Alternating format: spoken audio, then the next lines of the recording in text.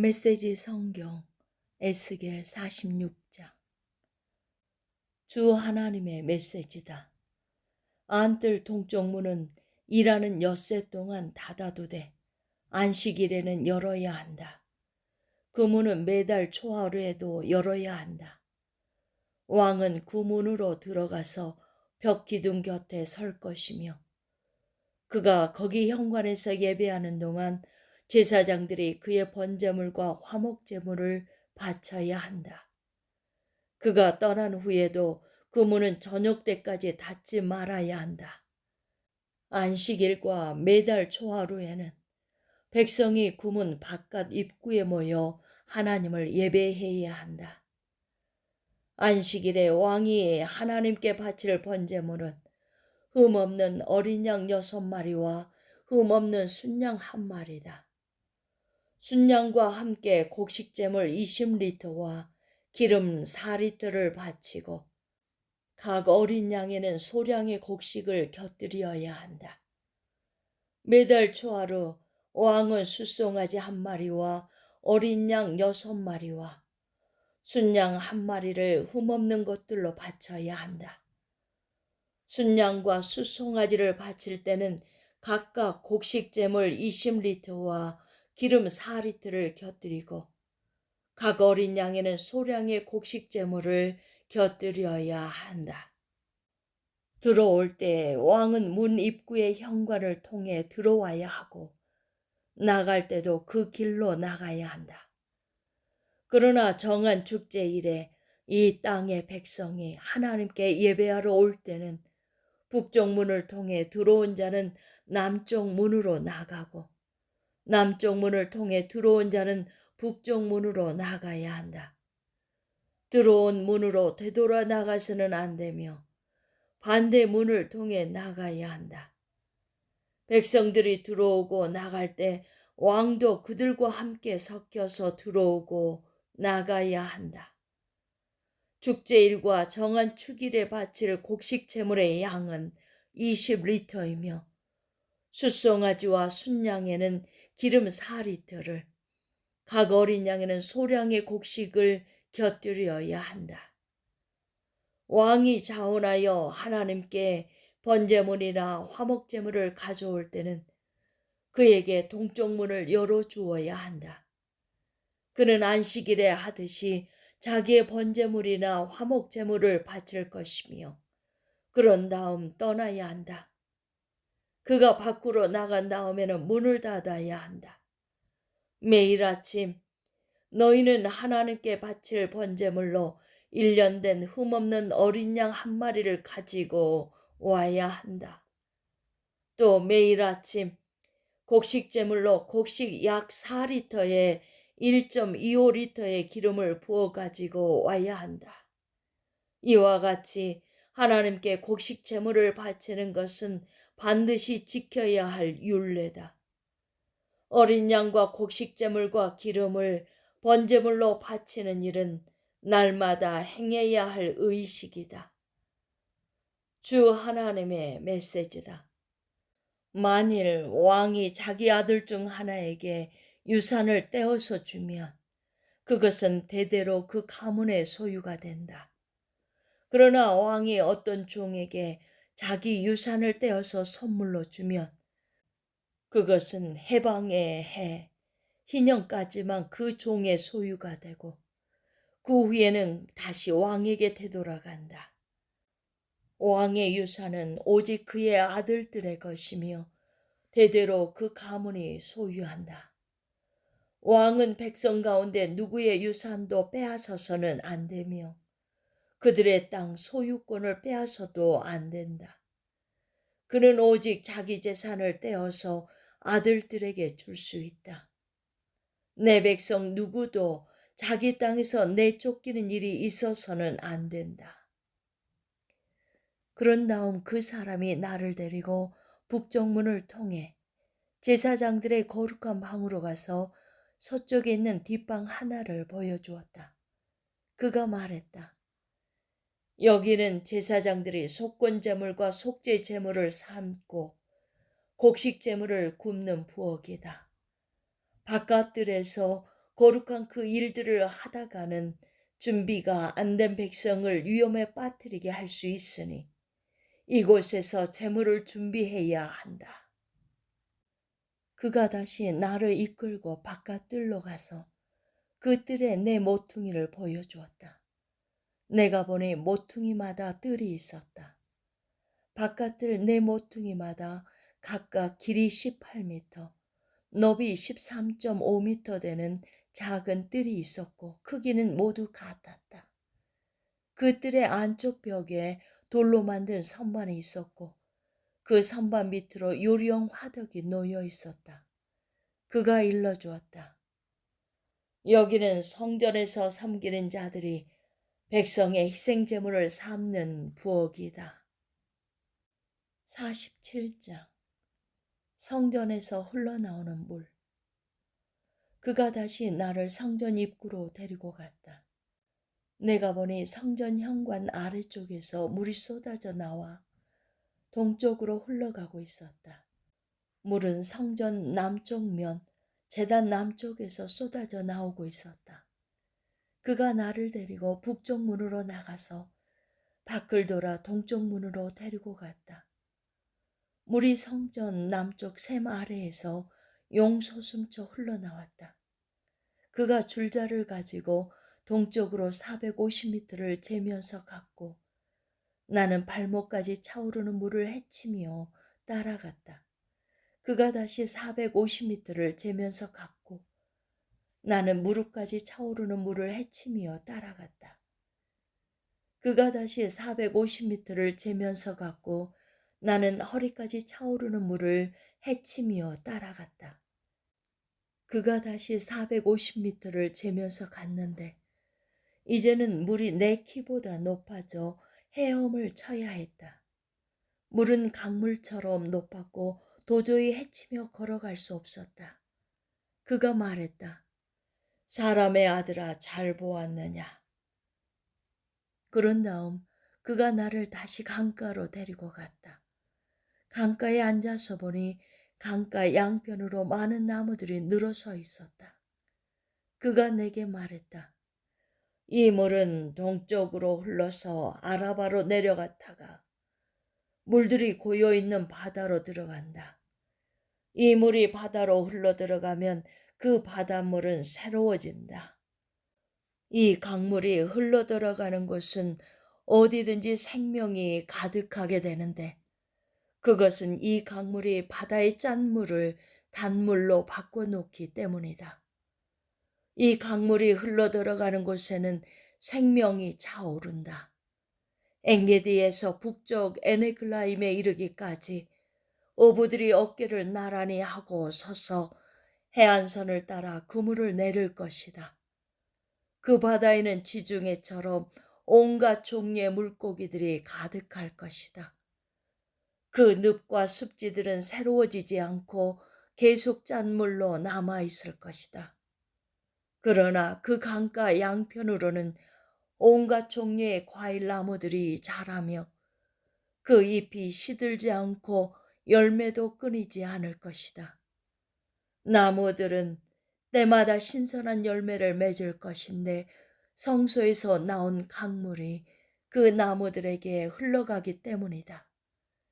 그 열매는 양식이 되고 그 잎은 약재가 될 것이다.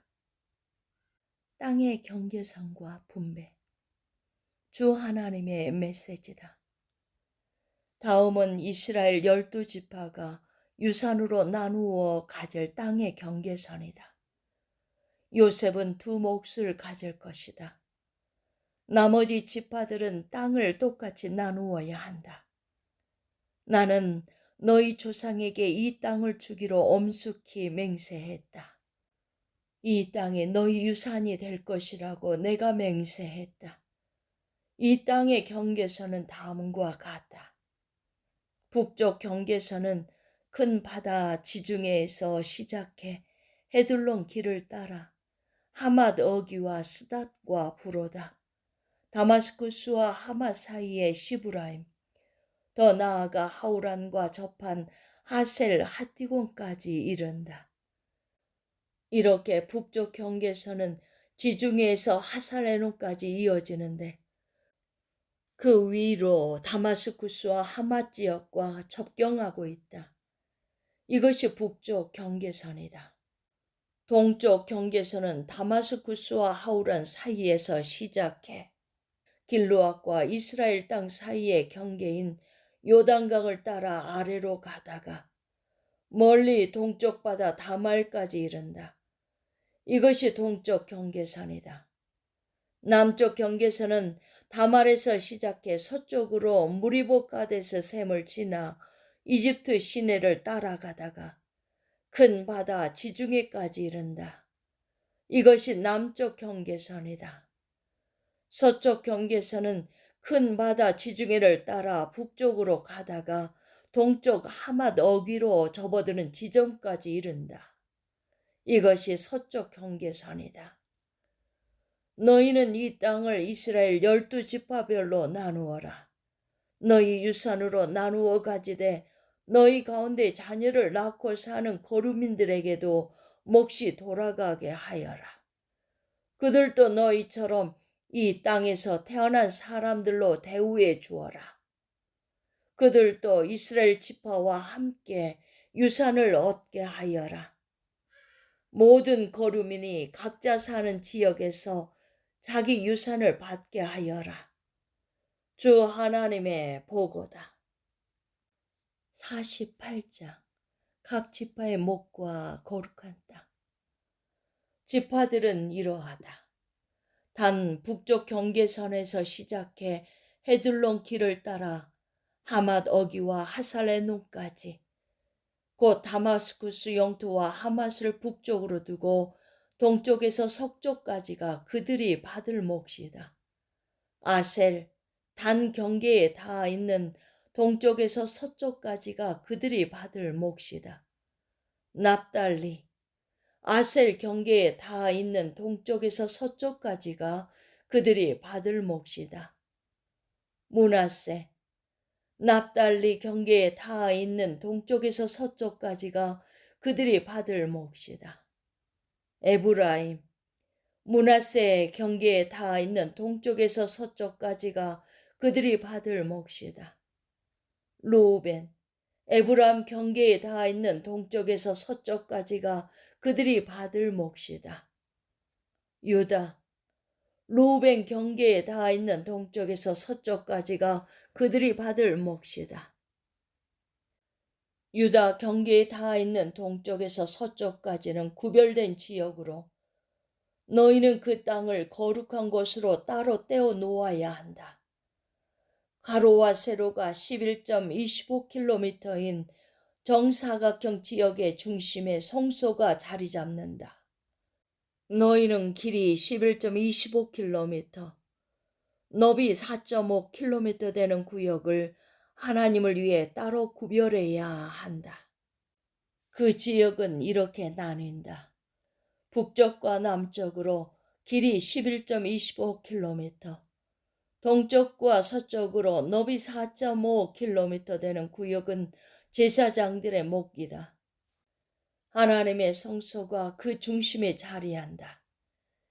이것은 거룩하게 구별된 제사장들인 사독의 자손들을 위한 구역으로 그들은 레위인들과 달리 이스라엘이 그릇 행했을 때도 바른 길에서 벗어나지 않고 한결같이 나를 섬겼다. 이것은 그들이 받을 특별 선물이요 이 땅이 주는 선물이며 지극히 거룩한 땅으로 레위인들의 구역과 닿아 있는 지역이다. 레위인들의 구역도 제사장들의 구역과 같은 크기로 길이가 11.25km, 너비가 4.5km이다. 이 구역의 땅은 단 한 평도 팔거나 거래할 수 없다. 이 땅은 가장 좋은 구역이며 무엇보다 하나님께 거룩한 곳이다. 거룩한 정사각형의 나머지 구역은 평범한 용도로 사용된다. 도성과 건물들을 세우고 도시를 중심으로 주위에 빈터를 둔다. 도성의 북쪽과 남쪽과 동쪽과 서쪽 면의 길이는 각각 약 2.25km다. 112.5m 너비의 초장이 도성을 사방으로 둘러싼다. 거룩한 제사장 구역과 붙어있는 나머지 땅, 곧 도성의 동서로 각각 4.5km에 해당하는 땅은 농지로 사용하여 도성에 필요한 식량을 마련한다. 이스라엘 모든 지파에서 온 일꾼들이 거기서 땅을 경작할 것이다. 거룩한 목적을 위해 구별된 이 특별지역은 괄호와 세로가 11.25km인 정사각형의 땅으로 거룩한 정사각형이다. 도성을 위해 구별된 구역도 여기에 포함된다. 이 땅의 나머지 곧 11.25km 길이의 거룩한 정사각형 구역에서 동쪽으로 요단강, 서쪽으로 지중해까지는 왕에게 속한 땅이다. 왕의 땅은 북쪽과 남쪽의 지파들이 받는 목들 가운데 끼어 있으며 성전을 중심에 둔 거룩한 정사각형 구역에서 동쪽과 서쪽으로 뻗어 있다. 레위인들을 위한 구별된 땅과 도성을 위해 구별된 땅이 왕에게 할당된 영토 한가운데 자리한다. 거룩한 정사각형 구역은 동쪽과 서쪽으로 왕의 땅에 접해 있으며 북쪽과 남쪽으로는 각각 유다 영토와 베냐민 영토에 접해 있다. 나머지 지파들은 이러하다. 베냐민, 동쪽 경계선부터 서쪽 경계선까지가 그들이 받을 몫이다. 시므온, 베냐민 경계에 닿아 있는 동쪽에서 서쪽까지가 그들이 받을 몫이다. 이사갈, 시므온 경계에 닿아 있는 동쪽에서 서쪽까지가 그들이 받을 몫이다. 스불론, 이사갈 경계에 닿아 있는 동쪽에서 서쪽까지가 그들이 받을 몫이다. 갓, 스불론 경계에 닿아 있는 동쪽에서 서쪽까지가 그들이 받을 몫이다. 갓의 남쪽 경계에서는 남쪽 다말에서 시작해 무리바 가데스 셈에 이르고 이집트 시내를 따라 큰 바다 지중해까지 이른다. 이것이 이스라엘 지파들이 그들의 유산으로 나눌 땅, 그들이 받을 몫이다. 주 하나님의 보고다. 그 도성의 문들은 다음과 같다. 도성 북쪽면은 길이가 2km이며 문이 셋 있다. 도성의 문들은 이스라엘 지파의 이름을 따서 부른다. 르우벤 문, 유다 문, 레위 문. 동쪽 면도 2km이며 문이 셋이다. 요셉 문, 베냐민 문, 단 문. 남쪽 면도 2km이며 문이 셋이다. 시므온 문, 이사갈 문, 스불론 문. 서쪽 면도 2km이며 문이 셋이다. 갓 문, 아셀 문, 납달리 문. 도성 사면의 합은 8km다. 이 도성의 이름은 이제부터 여호와 삼마라 불릴 것이다. 하나님께서 여기 계신다.